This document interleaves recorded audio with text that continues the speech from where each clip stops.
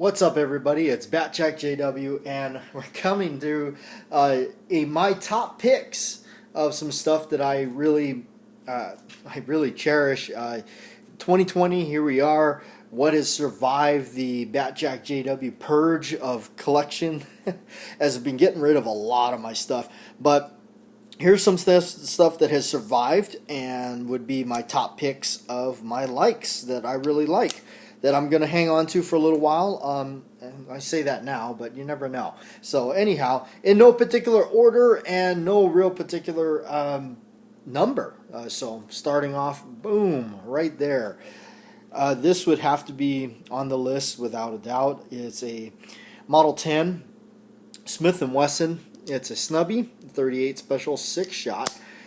This one here, of course, if you guys have been around my channel a lot, you kind of know the reasoning and everything behind this one. This is such a cool piece. It really is. This one, ever since I saw the movie Witness with Harrison Ford, this is what he carried in it. With this style of grips and everything. I do have the original grips that came on this gun. They have the diamonds in the middle, but he did not have that on the movie gun. So I went ahead and dressed them up with these. I bought these out of a mom and pop shop. They had them in a Ziploc bag in a bin. I bought them for like $5. So, but ever since it started right there, I wanted it was a 6-shot snub nose Smith & Wesson. As you can see, the giant, beautiful logo right there. That's it right there. Beautiful piece. Absolutely beautiful. I'm going to hang on to that one for a little bit. Alright.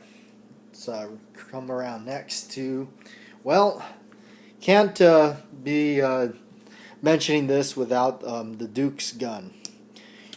This is my single action, really the only one I got left.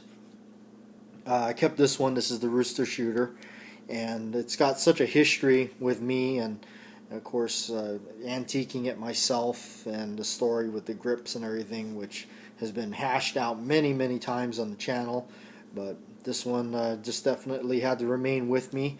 That's the last one that I have of the single actions right there. So the Rooster shooter.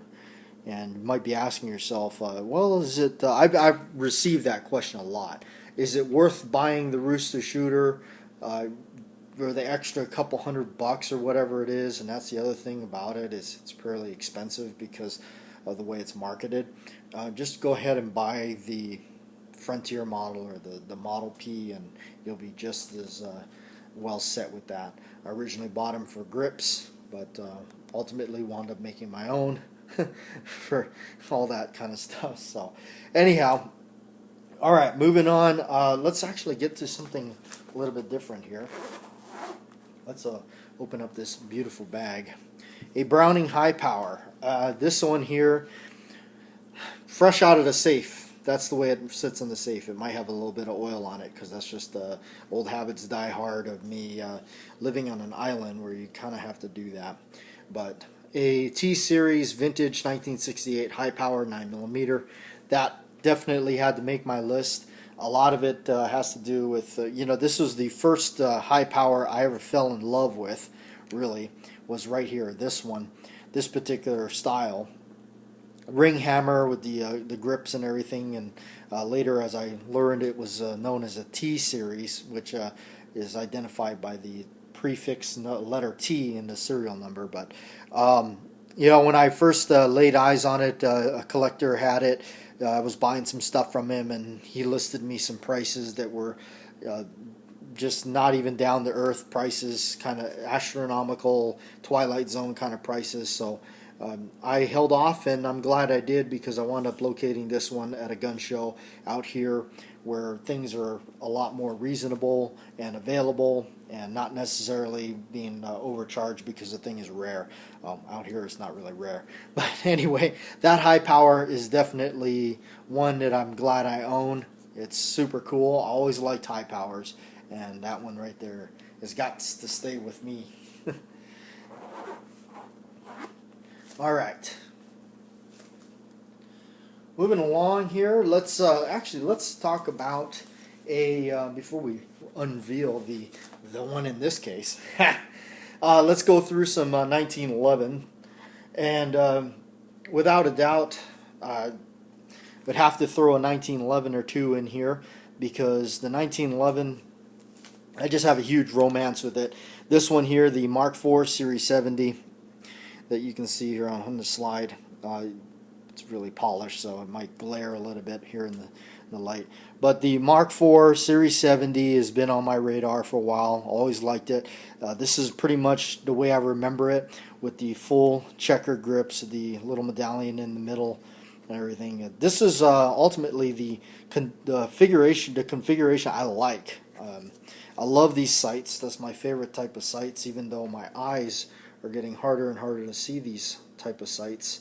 But that is my favorite sight. It's a low profile. It's got the square notch, and then the front sight is just it's got a little bit of a ramp on it, some serrations on it.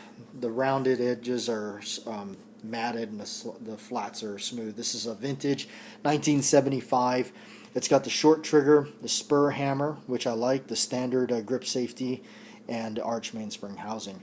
Absolutely love that style of 1911. So that one there has been on my radar for a while. Always really wanted, I didn't exactly know what that was, all the proper names for that particular one, as I later found out it was the Mark IV Series 70. All right, and speaking of 1911s, we'll break out the last 1911 for the list. Without a doubt, it's got to be a military model. The A1 is my favorite, and this is definitely a cool one. Vintage 1942, 43. I looked it up. It's kind of didn't give me a correct, identity there, but this one has to be it with the U.S. holster and everything. Of course, it's an A1, so gotta love that. All right, now let's move to the last granddaddy. What's in the big case? And a lot of you that have been with the channel, you probably already know what it is.